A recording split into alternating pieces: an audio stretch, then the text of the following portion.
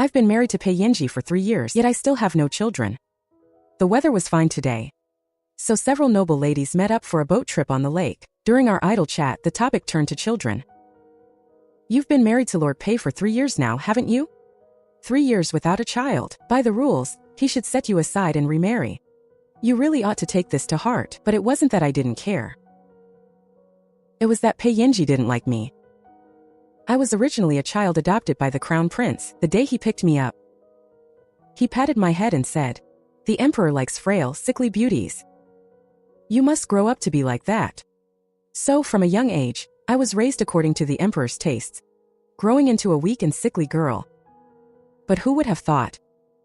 On the day I went to the palace to meet the Emperor, the horse's hoof slipped, and I was thrown off. I happened to fall right into the arms of the Grand Secretary, Pei Yenji. My reputation was ruined just like that. The Crown Prince's plan fell through, and he was gloomy toward me all day long, caught a cold, and I just wanted to die in peace. Unexpectedly, the day after the snow stopped, Pei Yenji came to the door. The Crown Prince asked what wind had blown the Grand Secretary here. Pei Yenji stood in the snow, looking like a patch of pure, cold white on a high mountain. I wished to marry Lady Siswang as my wife. Nominally, I was the Crown Prince's foster sister. My given name was Siswang. I had no surname. Pei Yenji came from a noble and prestigious family. Their family rules were strict. A man could only have one wife for life, and no concubines were allowed. The Crown Prince was overjoyed. He didn't even accept a dowry, and practically sent me into the Pei household with the ceremony of a mere concubine. Before I left, he repeatedly told me to capture Pei Yenji's heart. I thought he was the person sent by heaven to save me. But it's been 3 years since the wedding, and he has never touched me. Perhaps it was only because he ruined my reputation that he felt he had to marry me. A night I leaned by the window, my mind filled with Lady Su's words, "Set aside the wife and remarry." I didn't want to go back and be tortured by the Crown Prince, so I stayed in the kitchen until midnight and took a bowl of hot silver ear soup to the study. Tonight the moon was shrouded in a ring of wind. It was pitch black with very little light. Through the window, Pei Yenji sat in the flickering lamplight. The shadows danced, illuminating his cold and daunting profile. The Pei family was full of loyal martyrs. Now only Pei Yenji remained. There were no mother-in-law or sister-in-law disputes in the house, and he held a high position. It was said that before he married me, matchmakers had practically broken down his door. The scent of osmanthus oil from my hair drifted through the small window. Pei Yenji's brush paused. He didn't look up. His voice was cold. "Kumin." My palms were sweaty from nerves. I walked over carrying a small bowl of bird's nest and silver ear soup. "It's cold tonight. I made some tonic for you, husband." With a click, the bowl was placed on the desk. Pei Yenji looked up at me in the midst of his work. His gaze lingered on my face for a moment before he spoke. "Thank you, wife." His tone was gentle. I knew I was of low birth. Back then, I had mysteriously fallen off the horse, landed on Pei Yenji, and ruined his reputation. He must resent me.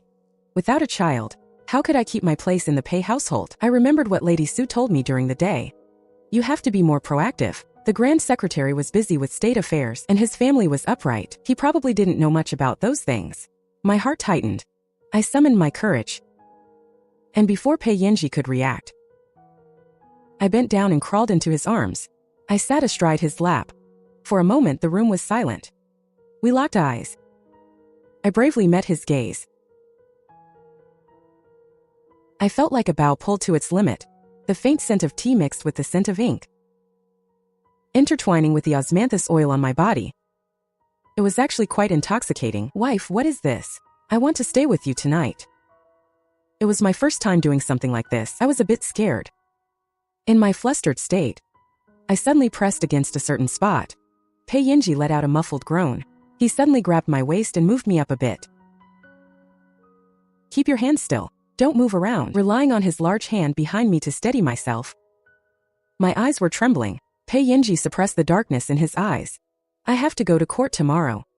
I haven't finished reading the official documents yet." He meant no. An indescribable sense of shame suddenly rose up, spreading through my whole body. I jumped up as if my backside had been scorched by fire. Then I'll leave first." Pei Yenji smiled. "All right." After being rejected by Pei Yenji that day, I was too ashamed to see anyone for several days. I even avoided him within the manor, until Lady Su came to visit.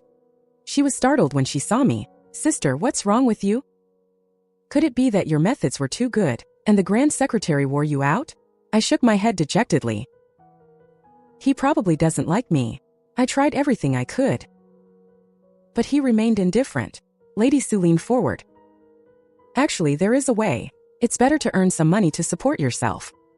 She sneakily pulled out a book. She spread it out in front of me. Can you write stories? When I was kept in the Crown Prince's backyard, there were many girls, and we loved reading stories most. Naturally, I knew how to write them. I hesitated for a long time. Is there money to be made? Yes. She spent the whole afternoon explaining many things to me. I used everything I had learned in my life and wrote The Grand Secretary's Wife overnight for Lady Sue. Over the years, the Crown Prince had found many madams to teach us, so the content of the book was quite colorful. She was pleasantly surprised when she received it. Oh, I didn't expect you to be so gifted. I grabbed her and repeatedly warned her. You must not give me away. Understood. Once the story was published, it became a hit across the city. From that day on, the dividends started rolling in. I was counting money until my hands cramped. However, the good times didn't last. Half a month later, Lady Sue came to the door. It's over, it's all over. They've started catching people.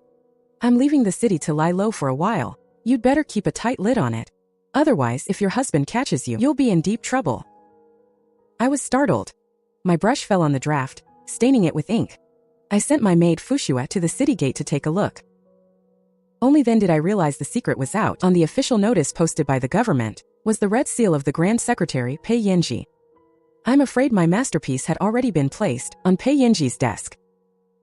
This matter was like a sword hanging over my head.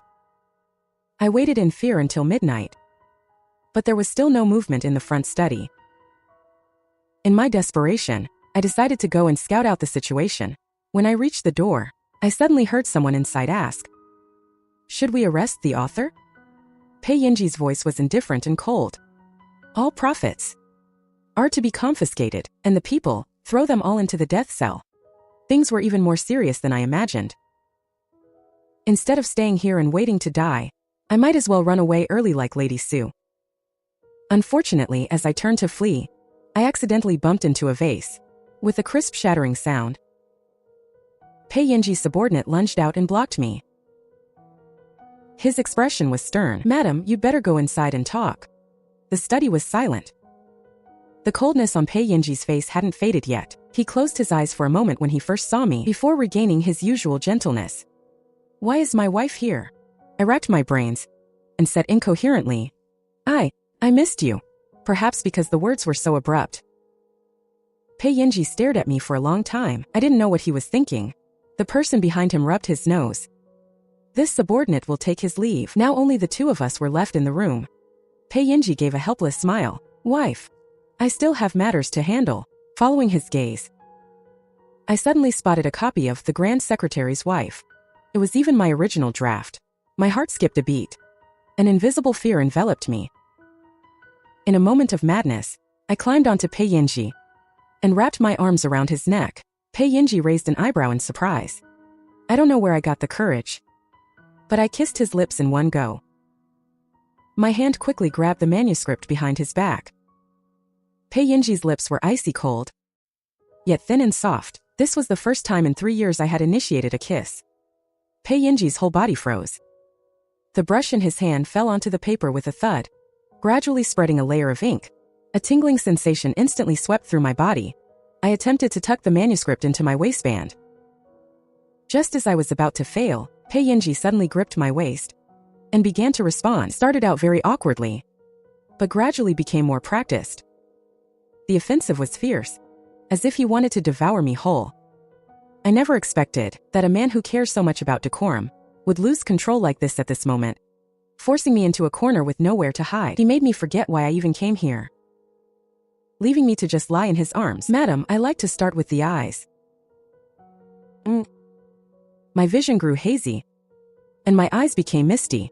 Remember to write this in next time. Pei Yenji's handsome jade-like face loomed before me.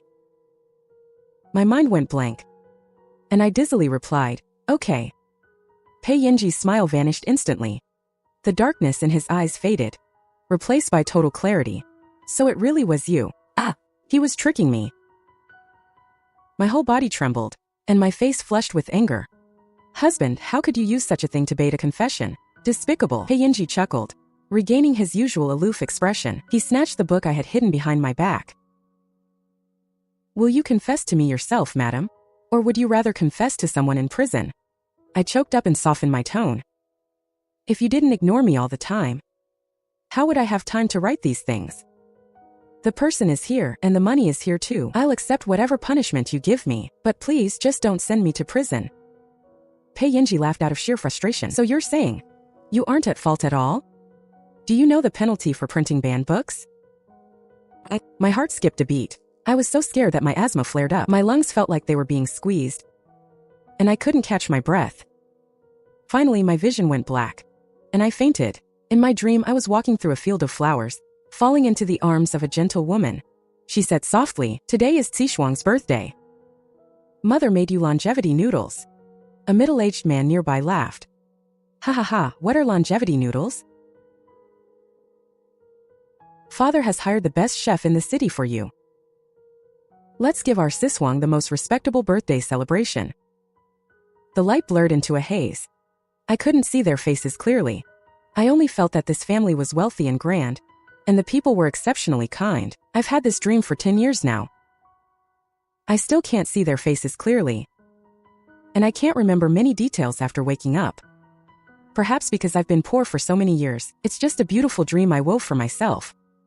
Someone was whispering outside the screen. Pei Yinji's cold voice rang out. How can this illness be cured? The doctor sighed. This lung condition has been with her since childhood. She cannot be scolded or beaten. And she certainly cannot be frightened. You must be careful when disciplining her. Pei Yinji was silent for a long time. Fine. I understand. The doctor wrote a prescription and left. Pei Yinji's subordinate asked, My lord, the death row cell is ready. Are we still arresting the madam? Pei Yinji said calmly. I've fallen ill along with her. I'll be staying here to serve her. What do you think of that? The man gave a forced laugh. Never mind then. I listened quietly, feeling a sense of relief. Pei Yinji didn't punish me for it after all. Hearing footsteps coming from the outer room, I hurried to close my eyes. Through my eyelids, I felt someone blocking the light, as if they were staring at me. After waiting for a while, a rough fingertip pressed against my lips, rubbing them slowly bit by bit. Zishuang. Pei Yinji's voice was low and dark, full of lingering tenderness. Then his cool fingertip slipped between my lips, stroking back and forth slowly and obsessively. I originally intended to fake sleep to avoid his reproach, but I felt as if I had stumbled upon some dark, unspeakable secret. My hands suddenly clenched. Something is wrong with him. At that same moment, Pei Yinji's hand paused. He abruptly withdrew it, his voice returning to normal. Zishuang, you're awake? I slowly opened my eyes, meeting Pei Yinji's calm gaze. I gave a soft hum of affirmation. I just woke up. Husband, just now you seemed. Ah, there was something on your lip. His expression was perfectly normal. I sat up, clutching the quilt, feeling a bit uneasy. I just felt that the way his gaze fell upon me was strangely burning, but looking closely I couldn't see anything suspicious. Regarding the novels, we'll deal with that later. Pei Yinji finished my sentence for me. Madam, pack your things. Tomorrow, we accompany the emperor on his southern tour. I'm going too. Pei Yinji shot me a glance.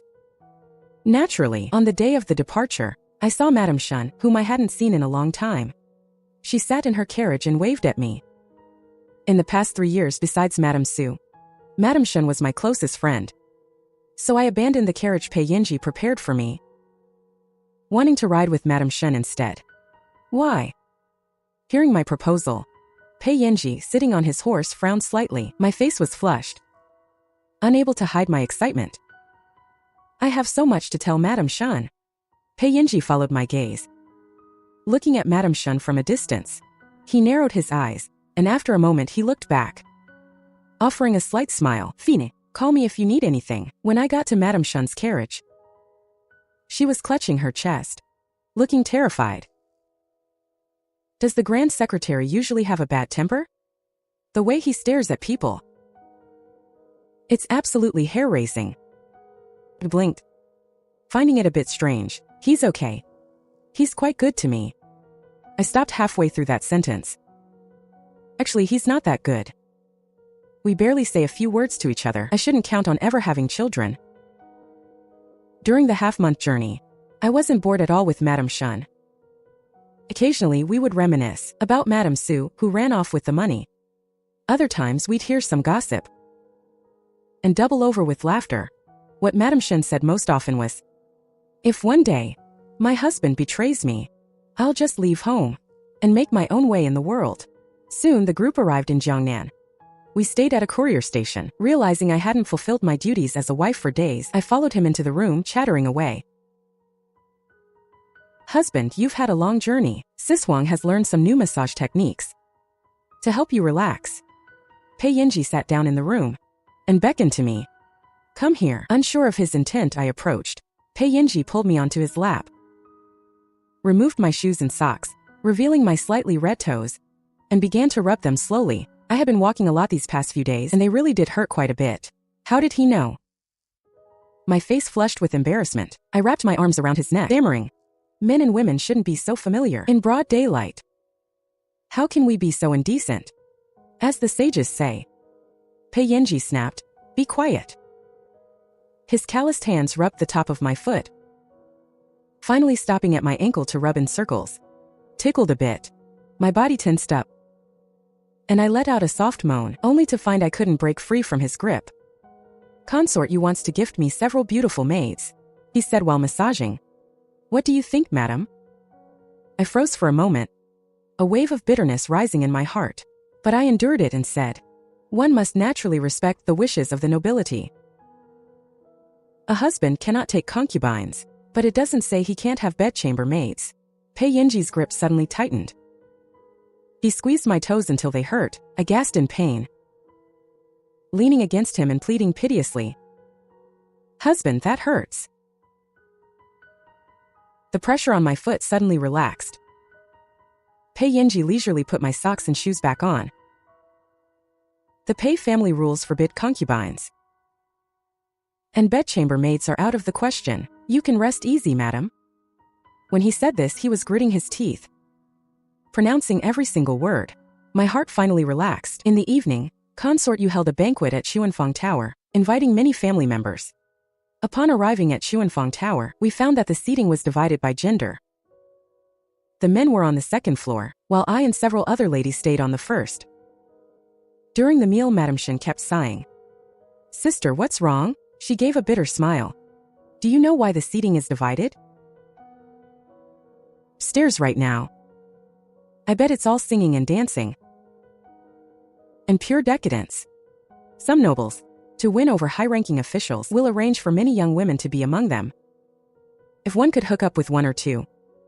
Hearing him talk like this, I didn't feel good about it. But with my status, except for submissively accepting it, there seemed to be no other way.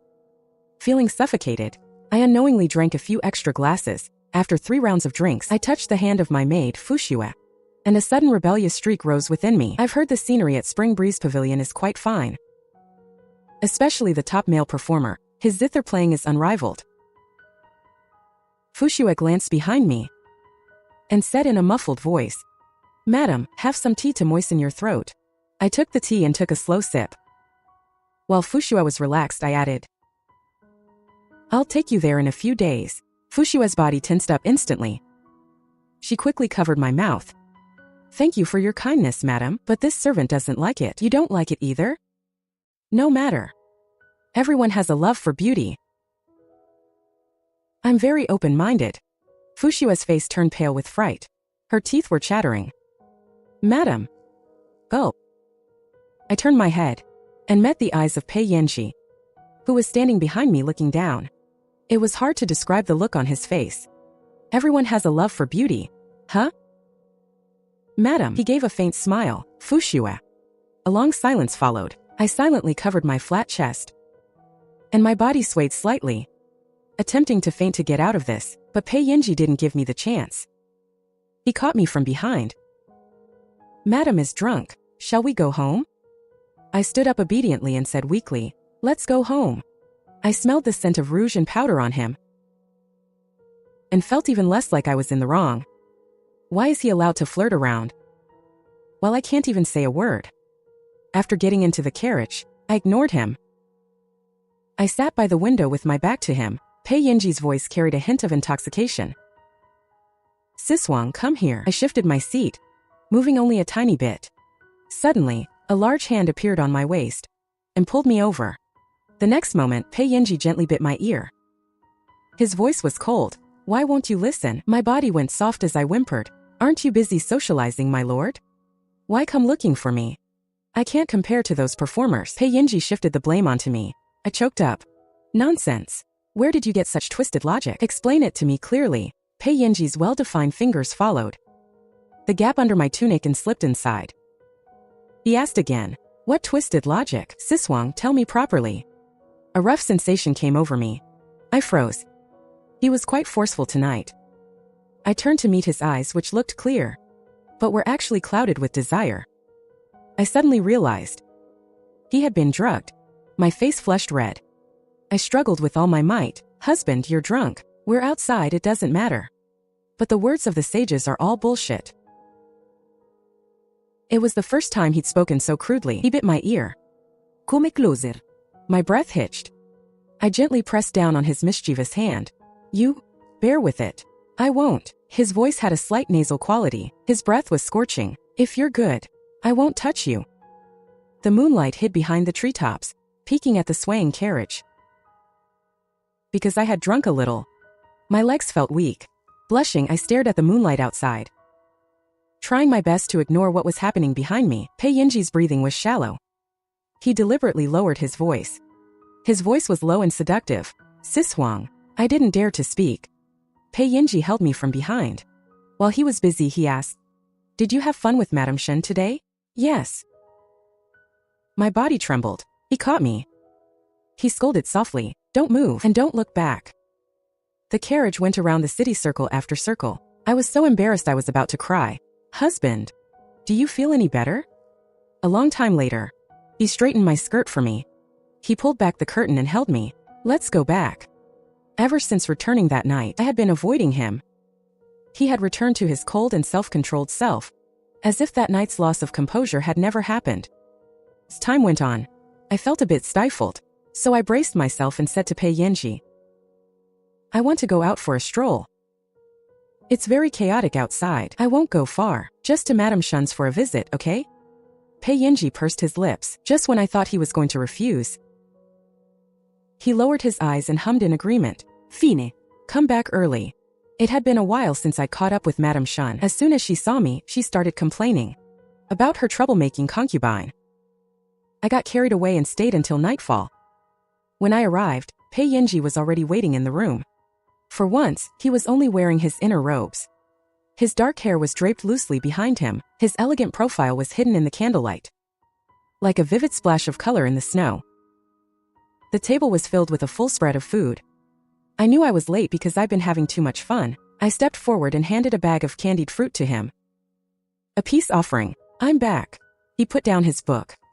He pinched the bridge of his nose. It's fine. Wash your hands and eat. I already ate at Madame Shen's. Pei Yinji glanced at the table and smiled. If you've eaten, then you've eaten. I carefully tugged at his sleeve. Are you angry? He pulled me over, buried his head against me, and closed his eyes. Come back earlier next time, okay? Okay. My heart softened. I stroked his head. You're so cold. Don't sit in a draft waiting for people. Okay. Pei Yinji's hands and feet were icy. I tucked them into my arms. I kept nagging him with advice. Suddenly, he leaned down and silenced me with a kiss. I was stunned. Pei Yinji leaned in and nuzzled me. Siswang, I missed you so much tonight. He had been drinking a little. His voice sounded intoxicated. I already felt bad for him, and now I couldn't bear to refuse. I gently patted his back. I missed you too.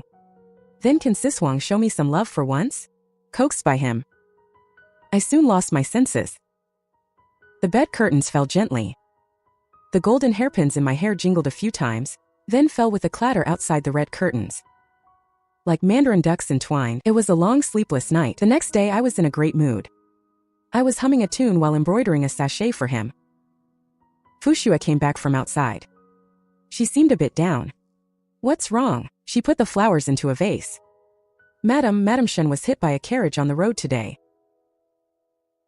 It's very serious. My heart skipped a beat. I suddenly broke into a cold sweat. I'll go see her.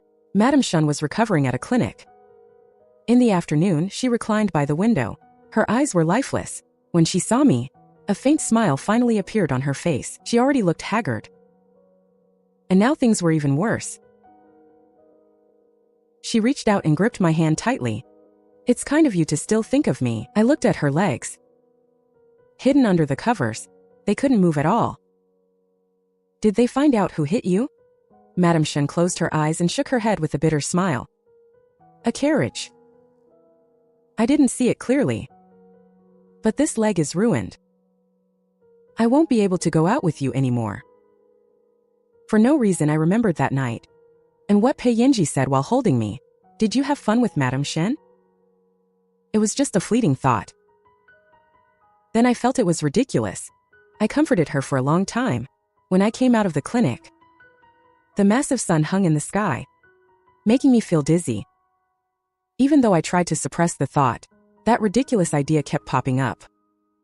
He was cold to me at first. Later it was I who, fearing being divorced, took the first step. He wouldn't go that far. Besides, I'm good for nothing. What is there to be so obsessed with? In my days, I didn't realize where I had walked.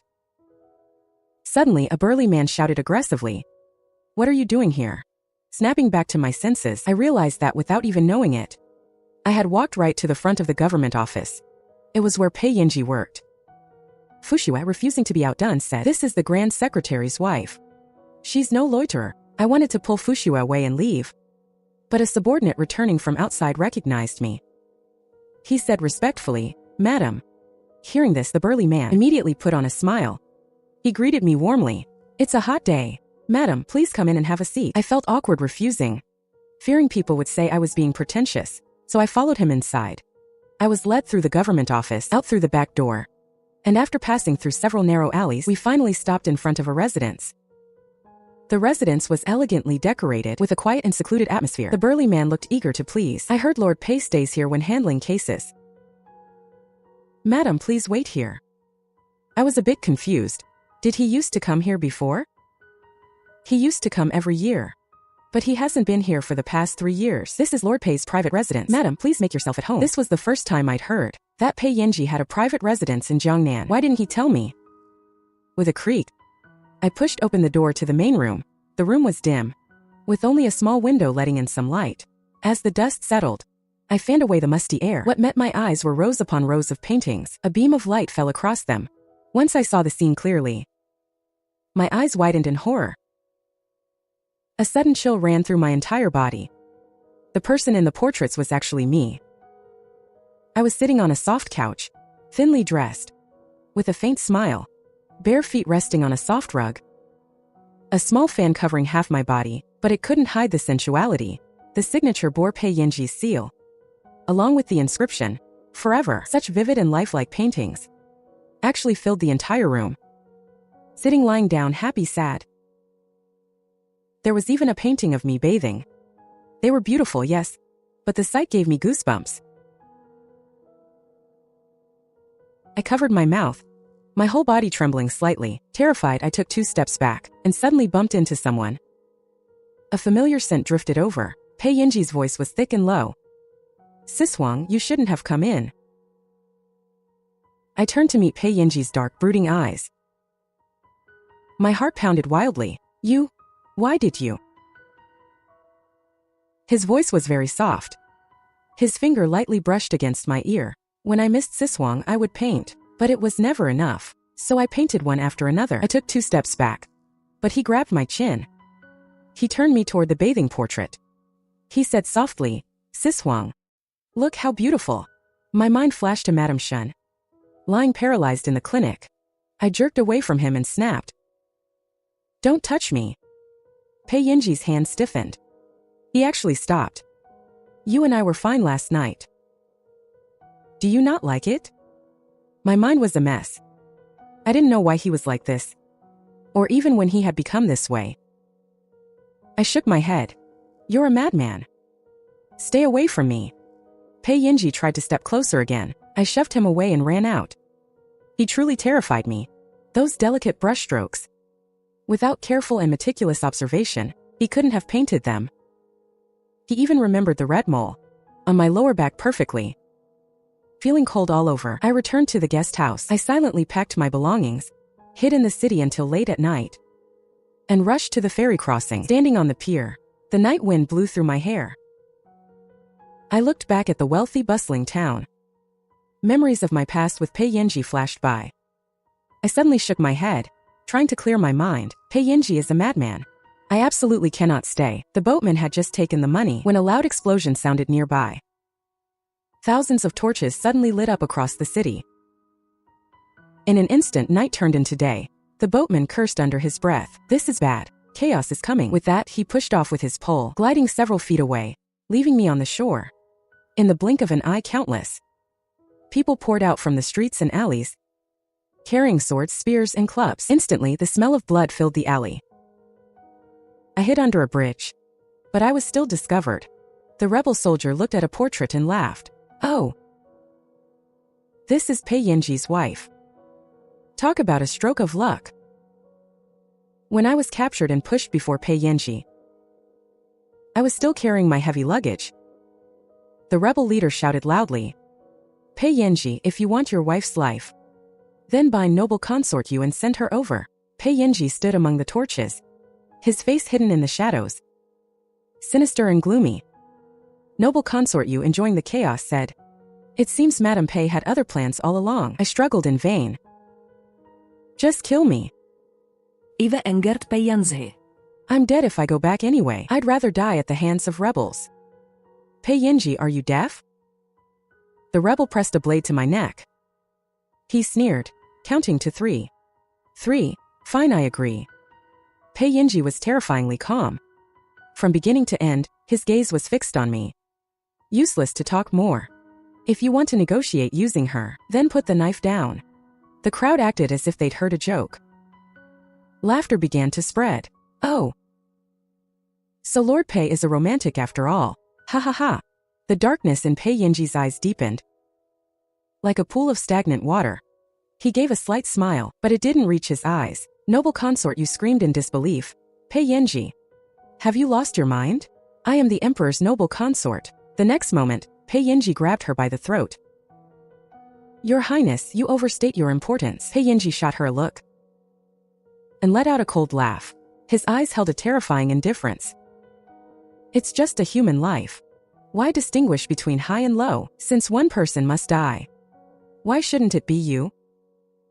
He stood amidst the flickering torches, looking like a demon from hell. Noble consort Yu's eyes flew open. Her face turned blue from choking. She struggled, clawing at him. The trapped old officials began to protest. Pei Yinji, you're insane. Pei Yinji's gaze swept over the women behind them. He suddenly laughed. I'm not afraid of your curses. If anyone wants to join Her Highness, just speak up. The scene was filled with weeping. Pei Yinji ignored it. Pei Yinji, you are a high official of the court. Are you not afraid of what the world will say? A violent aura rose in his eyes. He abruptly tore off his mask of gentleness. What do I care for public opinion? If I live today, I will be the one who defines it tomorrow. He personally bound noble consort Yu and dragged her over. The arc of the candlelight gradually illuminated his face. This was the first time I'd seen Pei Yinji like this. Sinister and terrifying. A few yards away, he came to a halt. Let her come over. The dagger behind me loosened. I stumbled forward a few steps. Noble consort Yu raged. I am like throwing away a dead dog. Pei Yinji expressionlessly tossed her into the crowd. The next moment he grabbed my hand tightly and pulled me into his arms, accompanied by the crisp sound of a drawing blade. Blood suddenly sprayed behind me. Thud. Someone fell behind us. Blood slid down the hilt of the blade onto Pei Yinji's pale, bony wrist. A piercing, vivid crimson. I only heard Pei Yinji say one word without emotion. Kill. The surroundings instantly fell into chaos. People hidden in the corners suddenly surged out, wiping out the rebels completely. Pei Yinji carried me out of the crowd. Behind us, the clash of weapons continued. Blood splattered onto his snow-white robes. He didn't even blink. I could no longer think. I watched as noble consort Yu was lifted into a carriage. Disappearing into the darkness, everything went black, and I fainted. This time, I finally saw the face of the woman in my dream. In those eyes, which were just like mine, the warm light of spring was reflected. Even her smile was exactly like mine. Come and meet your brother. I hid behind him. Peeking out timidly, Pei Yinji stood behind my father. Upright as a bamboo stalk, his eyes calmly sizing me up. My mother knelt beside me. Siswang, his father, is a great hero who guards the border. Now bad people are targeting him. Father and mother will protect Siswang. And Siswang must protect her brother. I stumbled toward him. Finally falling into his arms, I hugged him tight. My name is Luo Siswang. Luckily, I'm here to protect you. You have to be good. Pei Yinji stared at me with his dark eyes. The scene shifts. Flames on the beams lit up the night sky. My father and mother lay in a pool of blood. Behind us were the pursuing rebels. Siswang, remember to protect him. Run, run. Holding back tears, I pulled Pei Yinji into a secret passage. Through a crack, I saw a rebel raise his blade. He grabbed my mother by her hair. Her eyes were filled with tears the moment the blade fell. A pair of hands covered my eyes. I let out a scream, and suddenly woke up. I don't know when it started, but my face was covered in tears.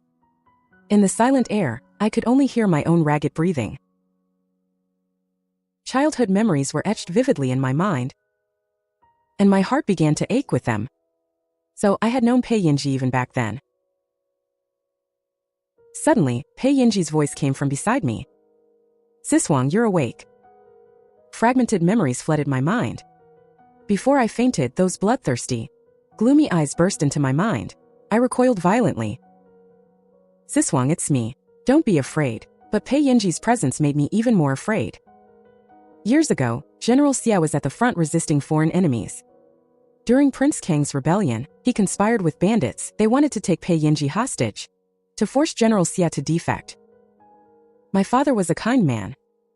He saved the hunted Pei Yinji.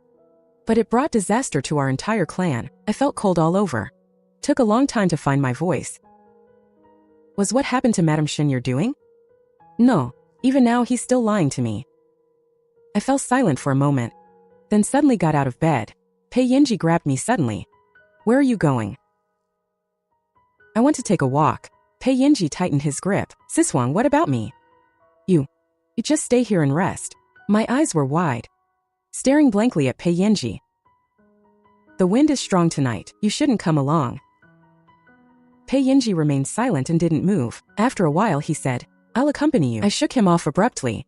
Tears fell uncontrollably. I remember everything now. Don't follow me. Pei Yinji's eyes flickered. He suddenly stumbled out of bed and knelt before me. Don't cry. Be careful or your asthma will flare up. I turned my head away from him. My asthma started when the crown prince locked me outside in the dead of winter. I caught a cold that never fully healed. Because my parents were dead, and the Luo estate was gone, I became a displaced refugee. So I had to obey his every word. His reason for hitting me was always that I was too healthy. He would even insult me for eating an extra bite of food. For 8 whole years, I went from a healthy child to a frail, sickly invalid.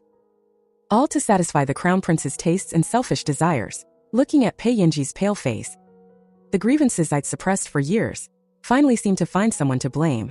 In an instant, my words turned into sharp blades, hurled at him without mercy. After escaping through the secret passage, you went back to inherit the Pei family business, while I became a tool raised by the crown prince. Choked out. Pei Yinji, I was young then. There are things I can't remember clearly. Did you abandon me? Pei Yinji's lips trembled. His face was ashen. It was my fault, Siswang. I owe your father my life. A man of honor dies for his country. Your father resisted the foreign enemies, and my father protected his kin. None of you were wrong. I rubbed my eyes. My palms were wet with tears. But if I pretend nothing happened and continue to stay here, then I feel like I'm the one who's wrong. Pei Yinji's face grew paler by the second. His grip tightened. Sis Huang, how do you want to deal with me? He pressed a dagger into my hand, his eyes full of pleading. Kill me if you want. Even death by 1,000 cuts is fine. Just, please don't leave. I tried to pull away, but Pei Yinji's knuckles were white from gripping so hard. My eyes stung. Suddenly, I lowered my head and bit down hard on his wrist. The taste of blood filled my mouth. I waited for him to let go in pain, but instead Pei Yinji stroked my hair. Good girl, bite harder. If I let you go today, I'll never be able to find you again. At that moment I truly realized that he is a complete madman. The kind that is beyond saving, with tears and snot. I made a mess of Pei Yinji's hands. Finally I let go. Looking at the bleeding scar, I suddenly pounded on him and shouted, I hate you. In the end he didn't let me leave. Instead he locked me up. It rained in Jiangnan and it didn't clear up for days. I could only hear the outside gossip from Fushua's occasional remarks. For instance, noble consort Yu's father and brother were involved in a major corruption case. Overnight, the whole family was imprisoned. I couldn't help but wonder if that rebellion was real, or just a show Pei Yinji put on in desperation. Today she snuck in, leaned against the window and told me, Madame Lord Shen's house is in chaos. I heard he's about to sell his concubine. I was stunned. Was it his concubine's doing? Yet, it's all there in black and white. My heart felt empty. I stared out the window lost in thought. I had asked Pei Yinji if Madame Shen's troubles were his doing. He said no. But I didn't believe him. I always reflexively saw him as a despicable man. Someone who would use any means to get his way. The mist of rain drifted in, brushing against my face. My heart felt dull and tasteless. I thought about apologizing to Pei Yinji, but bringing it up out of the blue felt too forced. Pei Yinji returned, mostly drenched. He closed his umbrella under the eaves, changed his clothes at the door, and then came to hold me. Sis Huang, he doesn't really do anything to me now. He's just constantly clingy, even insisting on holding me while we sleep. I opened my mouth, then suddenly began to struggle violently. Get away from me. For some reason, Pei Yinji smelled of blood. Every time I smelled it, my stomach would churn. Perhaps hurt by my frowning expression, Pei Yinji stiffened and slowly let go. I took several deep breaths of fresh air to recover. I wanted to explain to him, but when I turned around he was already gone. These past few days when I sleep, I always remember the days at the Luo estate. My father always said there was a famous general in Jiangnan named Xia. He was brave and skilled in battle and loved the people like his own children. He also said that without him, our Jiangnan would not be so prosperous. Later my father looked worried, saying most of the Xia family had died in battle.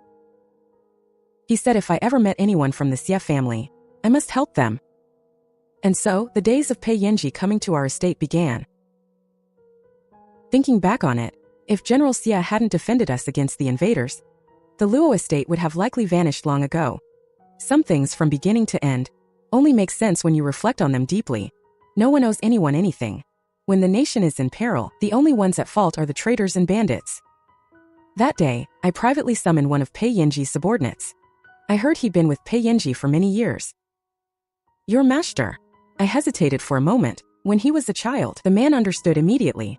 Expressionless, he finished my sentence for me. Madam, you want to ask about when the master returned from Jiangnan, don't you? I nodded. He stared at me for a while. By the time he found reinforcements and went back to save you, everyone was already gone. The rebel army was storming the city when the general's old subordinates rescued him. He barely had a breath left in him. If you saw the scars on his body, madam, you would probably understand. My heart was a whirlwind of emotions. I don't remember anything that happened after.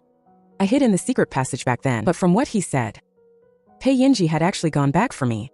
I closed my eyes to shake off the glare of the sun, leaning quietly against the windowsill, lost in thought. It happened to be the time Pei Yinji usually returned. This time he didn't come in. He just sat by the door, acting as if he wanted nothing to do with me. It looked like he was annoyed with me.